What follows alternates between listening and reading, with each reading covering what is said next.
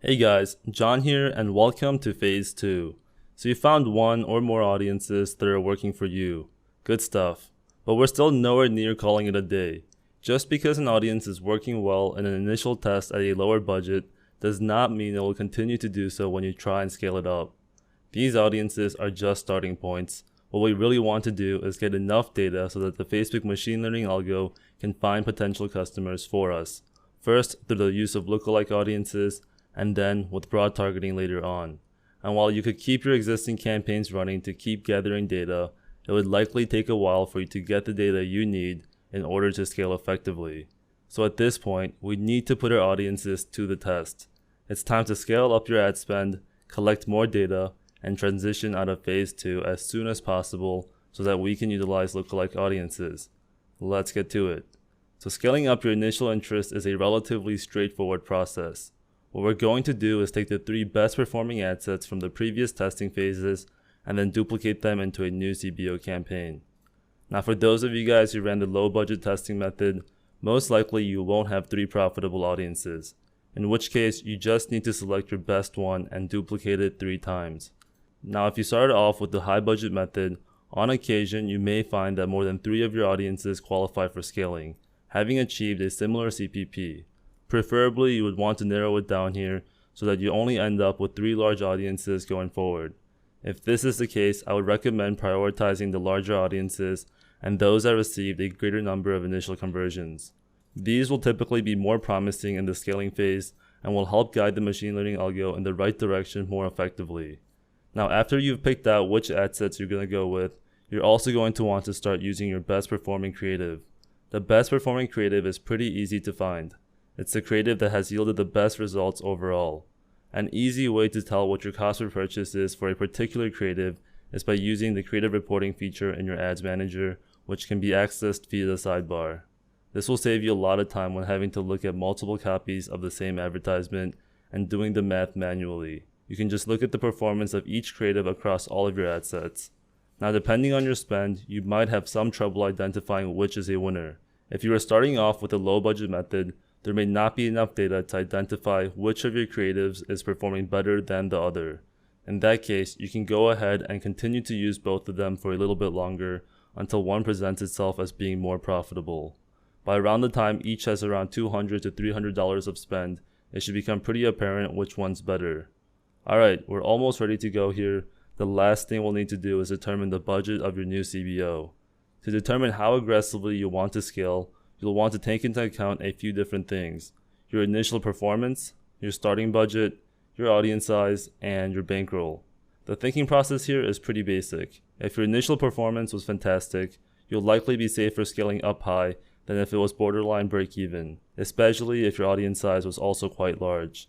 And of course, if you started off with a $500 starting budget, duplicating into another $500 ad set is much safer than doing so from a $50 ad set, since you already know the audiences perform relatively well at higher budgets, and each have gathered more data, thus proving their performance.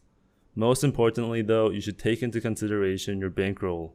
If you don't have enough money to feel comfortable scaling high right away, then don't do it. It's better to be safe than sorry, especially if you're a beginner. In general, we recommend the following. If you're profitable on either the low or the high budget strat, you can set the new campaign's budget to 1 or 2 times the original budget depending on your risk tolerance.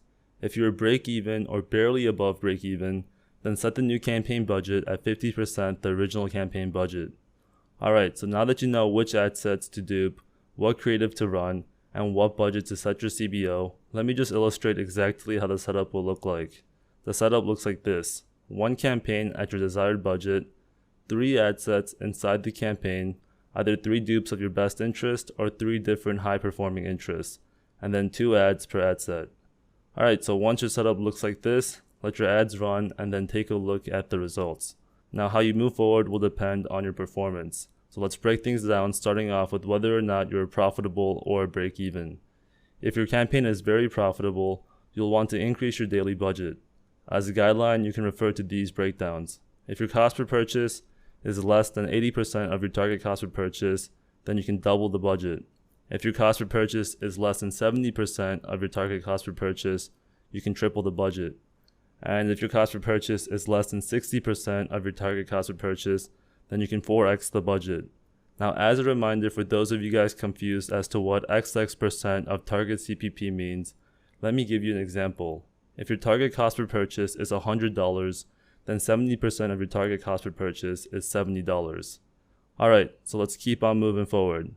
If your cost per purchase is between an 81% and 100% of your target cost per purchase, you could say that you're fairly profitable and you can increase your budget by 50%. So simply take your existing budget and multiply it by 1.5.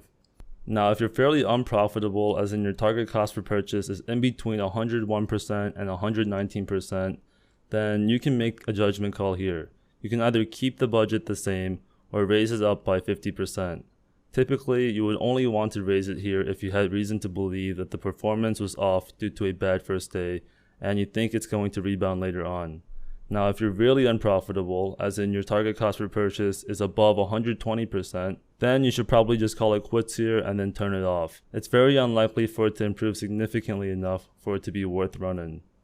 Now, once you've achieved at least $1,000 of spend on your new CBO and achieved a cost per purchase that is either break even or profitable, you will be ready for phase 3.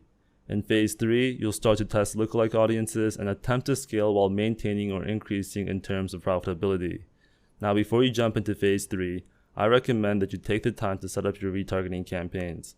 They are fairly easy to set up and will bring in tons of additional purchases at an extremely low cost if you set them up properly, which I'll be showing you how to do in the next video. Alright guys, so that's about it for phase 2. And also, since I know many people get very excited at this point, I want to throw this warning out there again. While scaling high right away is extremely tempting, do so responsibly and in accordance with what your data is telling you.